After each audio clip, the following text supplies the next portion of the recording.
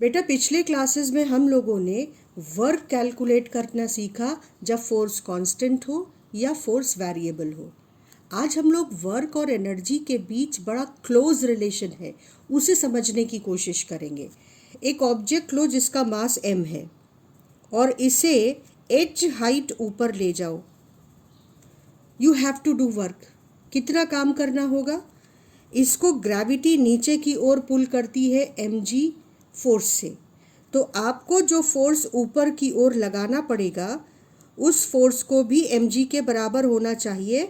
अगर आप constant velocity से या नेग्लिजिबल वेलोसिटी से, मतलब इतना स्लो ऊपर ले जाओ कि उसकी वेलोसिटी में रेस्ट पोजीशन से जब वो चलना शुरू करे तो इतना स्लो ले जाओ कि वेलोसिटी में चेंज नेग्लिजिबल हो, वो रेस्ट पर था और इतना धीमे ले गए कि वो रेस्ट पर ही माना जा सकता है।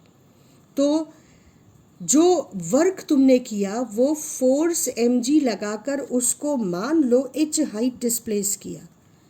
तो जो एक्सटर्नल एजेंट है, अगर तुम उस ऑब्जेक्ट को ऊपर ले जा रहे हो तो तुम फिजिक्स के टर्म्स में कहे जाओगे एक्सटर्नल एजेंट।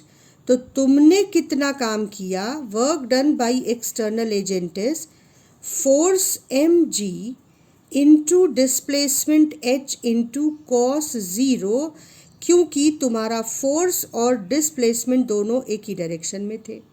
तो वर्क डन तुम्हारा आया प्लस mgh। लेकिन अगर तुम ग्रेविटेशनल फोर्स का वर्क डन देखो, यानी वर्क डन बाय ग्रेविटी, तो ग्रेविटी mg फोर्स से नीचे की ओर खींच रही है जबकि डिस्प्लेसमेंट ऊपर की ओर h हुआ।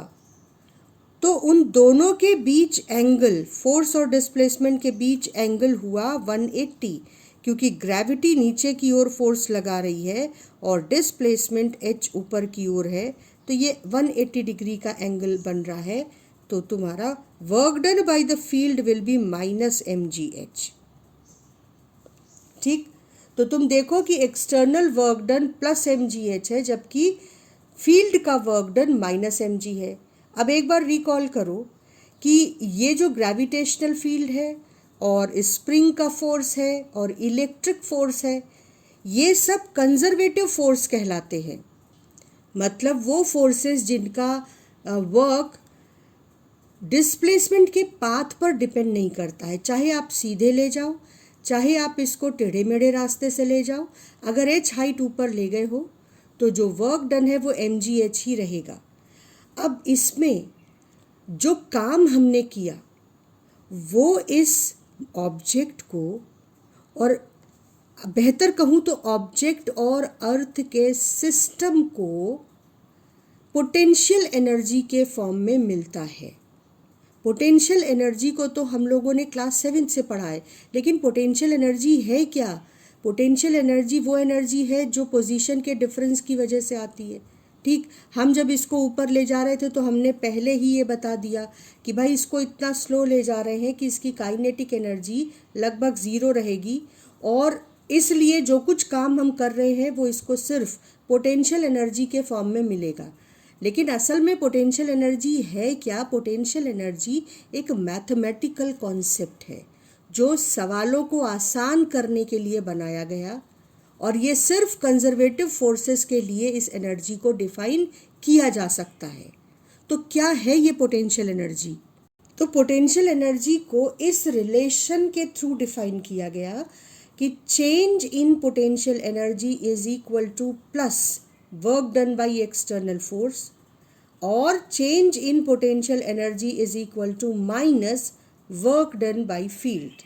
मतलब अगर फील्ड काम करेगी या एक्सटर्नल एजेंट काम करेगा तो सिस्टम की पोटेंशियल एनर्जी बदलेगी, यानी U final minus U initial is equal to minus work done by field. अब हम एक ही ऑब्जेक्ट, एक ही फील्ड की वर्क डन को देखते हैं तो फील्ड के वर्क डन पर ही बात करते हैं। ठीक है, तो work done by the field will be minus you final minus U initial. ये माइनस इधर ला सकते हैं। ये है पोटेंशियल एनर्जी को डिफाइन करने का की पॉइंट। अब पोटेंशियल एनर्जी असल में सीधे सीधे किसी ऑब्जेक्ट की एच हाइट पर नहीं डिफाइन की गई है, डिफाइन किया गया है चेंज इन पोटेंशियल एनर्जी को, कि अगर फील्ड ने एच हाइट ऊपर ले जाते समय काम किया तो वो उस ऑब्जेक्ट को पोटेंशियल, उस ऑब्जेक्ट और अर्थ के सिस्टम की पोटेंशियल एनर्जी को बदलेगा। कैसे बदलेगा? अगर हम ये मान लें कि अर्थ पर पोटेंशियल एनर्जी ज़ीरो है और काम ग्रेविटी ने किया -mgh, ठीक, हम क्या कह रहे हैं कि change in potential energy is equal to work done by the field.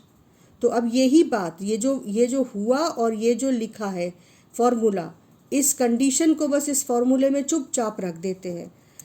तो चेंज इन पोटेंशियल एनर्जी यानी U final minus U initial is equal to minus work done by the field that is mgh। अब U final हमें पता नहीं हो अगर, तो हम यहाँ पर इसे लिख लें U फाइनल। ये इनिशियल U इनिशियल जो है वो हमने डिसाइड किया, जैसे स्केल का ज़ीरो डिसाइड करते कि भाई अर्थ पे पोटेंशियल एनर्जी ऑब्जेक्ट की ज़ीरो मान लेते हैं, तो फाइनल एनर्जी क्या होगी? तो फाइनल एनर्जी हो जाएगी U initial zero is equal to minus mgh, यानी final energy of the object will be minus mgh, नहीं negative, minus work done by the field है ना, तो work done by the field is minus mgh। तो जब फॉर्मूले में रखेंगे तो एक ये माइनस होगा और वर्क डन में भी एक माइनस है, तो एक्चुअली ये प्लस हो जाएगा। तो इसको थोड़ा सा ठीक करके लिख लो, change in potential energy is minus work done by the field, तो ये माइनस और फिर work done by the field is minus mgh, तो यहाँ पर माइनस mgh लिखेंगे। इनिशियल पोटेंशियल एनर्जी ज़ीरो है अर्थ पर, फाइनल हमें पता करनी है, और जो वर्क डन है वो माइनस mgh है। जब रखेंगे तो final potential energy of the object will B mgh। तो चेंज इन पोटेंशियल एनर्जी से हमने इस ऑब्जेक्ट की पोटेंशियल एनर्जी एच हाइट पर निकाल ली mgh। ये कॉन्सेप्ट ऑफ पोटेंशियल एनर्जी है। बस यहाँ ये ध्यान रखना है कि पोटेंशियल एनर्जी को वर्क से चेंज वर्ड के थ्रू जोड़ा गया है, मतलब आप change in potential energy is equal to work done लिखेंगे। अब चेंज में अगर हमने अर्थ पर पोटेंशियल एनर्जी को ज़ीरो माना है तो इस पॉइंट पर पोटेंशियल एनर्जी mgh आ गई है। अगर हम इनफाइनाइट डिस्टेंस पर, जैसा कि ग्रेविटेशन में करेंगे, पोटेंशियल एनर्जी को ज़ीरो मान ले तो अकॉर्डिंगली U फाइनल बदल जाएगा, लेकिन change in potential energy between the two points नहीं बदलेगा। एक एग्जाम्पल ले लो, अगर मैं कहूँ कि U फाइनल, ये जो H हाइट है, यहाँ पर जाकर जो U है वो ज़ीरो होता है।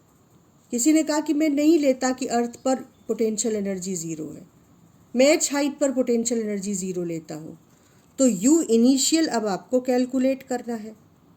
आप फिर से फॉर्मूले का यूज़ करेंगे, आप कहेंगे U final minus U initial is equal to minus work done by external agent, work done by field. अब U फाइनल तुमने इस केस में देखो ज़ीरो ले लिया, U इनिशियल तुमको कैलकुलेट करना है, minus work done by the field minus mgh, मतलब प्लस mgh। तो अगर तुम H हाइट पर पोटेंशियल एनर्जी को ज़ीरो ले लो तो जो अर्थ है उस पर पोटेंशियल एनर्जी माइनस mgh आ जाएगी। देखो, potential energy at the earth will become minus mgh। लेकिन अगर तुम फाइनल और इनिशियल के बीच डिफरेंस देखो, U final minus U initial, अगर तुम पोटेंशियल एनर्जी का चेंज देखो, U final minus U initial, तो वो कितना है? U final zero minus minus mgh, U initial कितना है? माइनस mgh, तो वो फिर से mgh आया। मतलब चाहे तुम अर्थ पे ज़ीरो लो, रेफरेंस पॉइंट कहते हैं इसको, अर्थ पे पोटेंशियल एनर्जी ज़ीरो लो, चाहे एच हाइट पे, अगर रेफरेंस पॉइंट बदलोगे तो एच हाइट पर पोटेंशियल एनर्जी की वैल्यू बदल जाएगी। यहाँ ज़ीरो लिया तो यहाँ mgh आई, यहाँ ज़ीरो लिया तो यहाँ माइनस mgh आई, लेकिन दोनों ही केसेस में इनका जो चेंज है वो प्लस mgh रहा, वो चेंज नहीं हुआ। ये पोटेंशियल एनर्जी की एक बेसिक कॉन्सेप्ट है कि change in potential energy work के बराबर होता है। आपको अगर किसी पर्टिकुलर पोजीशन पर potential energy of the object चाहिए तो आप दूसरे पोजीशन पर जो चेंज है वो तो हमेशा फाइनल माइनस इनिशियल होता है, तो इसमें से एक पोजीशन पर पोटेंशियल एनर्जी को अपने मन से ज़ीरो ले लो और दूसरे पोजीशन की पोटेंशियल एनर्जी इस फॉर्मूले से कैलकुलेट कर दो। वहाँ मेंशन कर दो कि भाई हमने ज़ीरो कहाँ लिया है, यहाँ लिया है या यहाँ लिया है। तो ये पोटेंशियल एनर्जी का कॉन्सेप्ट है जो आपको समझ में आना चाहिए। अब एक और बड़े काम की बात है, वर्क एनर्जी थ्योरम कहते हैं इस प्रिंसिपल को, और ये कहता है कि अगर किसी ऑब्जेक्ट पर बहुत सारे फोर्सेस काम कर रहे हों या एक ही फोर्स काम कर रहा हो, मतलब ये प्रिंसिपल कहता है कि अगर बहुत सारे फोर्सेस एक्ट कर रहे हैं, जैसे मैं फोर्स लगा रही हूँ उस ऑब्जेक्ट पे, तो मैं क्या हुई, एक्सटर्नल एजेंट, तो work done by external agent. इसके अलावा ग्रेविटी भी फोर्स लगा रही है उस ऑब्जेक्ट पर, तो ग्रेविटी क्या हुई, कंजर्वेटिव फोर्स हो गई। या इलेक्ट्रिक फील्ड फोर्स लगा रही है या स्प्रिंग का फोर्स लग रहा है, ये सब कंजर्वेटिव फोर्स हो गए। तो वर्क डन बाय सच कंजर्वेटिव फोर्सेस, प्लस मान लो फ्रिक्शन भी फोर्स लगा रहा हो उस ऑब्जेक्ट पर चलते समय, तो work done bye non conservative force. अब अगर मान लो कि वो ऑब्जेक्ट जो इवेंट है वो उसका चलना है वो किसी non inertial frame of reference में हो रहा है और जो ऑब्जर्वर है वो भी non inertial frame of reference में है जो ये सारा कुछ कैलकुलेट कर रहा है, तो उसको एक स्यूडो फोर्स भी दिखेगा, तो work done bye pseudo force. यानी सारे फोर्सेस का वर्क डन जुड़कर इक्वल होगा change in kinetic energy of that object, final kinetic energy minus initial kinetic energy. अब ये तो समझ में तब आएगा जब हम इसको किसी न्यूमेरिकल में यूज़ करेंगे, कि देखने में ये स्टेटमेंट बड़ा फ्लैट सा लग रहा है लेकिन जब इसको अप्लाई करो तो बड़ा इंटरेस्टिंग सा होता है। और एक तीसरी बड़ी इम्पॉर्टेंट बात है कंजर्वेशन ऑफ एनर्जी। ये प्रिंसिपल क्या कहता है कि total energy of a system remains constant, वो ना तो जनरेट होगी और ना ही डिस्ट्रॉय होगी, केवल एक फॉर्म से दूसरे फॉर्म में चेंज हो सकती है। तो अब ये तीनों ही principles, concept of potential energy, work energy theorem and conservation of energy, ये तीनों ही सिस्टम, ये तीनों ही प्रिंसिपल्स या बेसिक कॉन्सेप्ट समझ में तब आएंगे जब हम इनको किसी प्रॉब्लम में अप्लाई करेंगे। तो एक छोटा सा सिंपल सा न्यूमेरिकल लेते हैं। अब हम लोगों ने पिछले क्लास में देखा था कि अगर एक स्प्रिंग को हम खींच के लंबा करते हैं तो हमको काम करना पड़ता है, और वो काम या restoring force of the spring वो वेरिएबल है, एक्सटेंशन ऑफ द स्प्रिंग के साथ वो बढ़ता है। तो ऐसे में हमें इंटीग्रेशन टेक्निक की हेल्प से वर्क डन कैलकुलेट करना पड़ा था, और वो वर्क डन आया था हाफ के X square, where X is extension of the spring. तो हम ये सारी वैल्यूज़ इसमें रख देंगे, हाफ के इज़ 100 इंटू एक्सटेंशन है 20, मतलब 20/100 मीटर्स, और इसका स्क्वायर, और इसे कैलकुलेट करके फाइनल आंसर निकाल लेंगे 2 जूल्स। और ये जो वर्क किया गया इसको खींचने में, तो जो स्प्रिंग स्ट्रेच्ड है या कॉम्प्रेस्ड है, इतना ही अगर हमने 2 जूल के बराबर काम किया और उसको करीब 20 सेंटीमीटर खींचा, तो जो काम हमने किया वो एक स्ट्रेच्ड स्प्रिंग में भी इलास्टिक पोटेंशियल एनर्जी के फॉर्म में स्टोर हो जाता है, इलास्टिक पोटेंशियल एनर्जी। और अगर इस स्प्रिंग को मैं 20 सेंटीमीटर इलोंगेट करने की बजाय 20 सेंटीमीटर कॉम्प्रेस कर दूं, तो भी हमें इतना ही काम करना पड़ेगा और वो काम इस स्प्रिंग में इलास्टिक पोटेंशियल एनर्जी के फॉर्म में स्टोर हो जाएगा। और इस स्प्रिंग की पोटेंशियल एनर्जी अगर नेचुरल लेंथ पर ज़ीरो ले लें तो खिंचकर या कॉम्प्रेस होकर जो नया सिस्टम बनेगा उसमें पोटेंशियल एनर्जी 0 से 2 जूल्स बढ़कर हो जाएगी। मतलब जो काम किया गया वो इसे इलास्टिक पोटेंशियल एनर्जी के फॉर्म में मिला और उसने इसकी इनिशियल पोटेंशियल एनर्जी को जो नेचुरल लेंथ पर 0 थी बढ़ाकर फाइनल पोटेंशियल एनर्जी कर दिया। और final potential energy minus initial potential energy कितना है? Work done by the spring force कह लो, रिस्टोरिंग फोर्स, या work done by external agent कह लो। तो work done potential energy of the spring में चेंज करता है।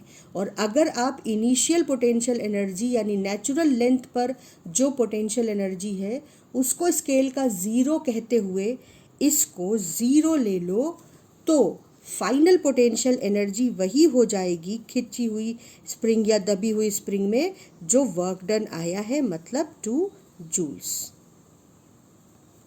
अब एक और क्वेश्चन लेते हैं।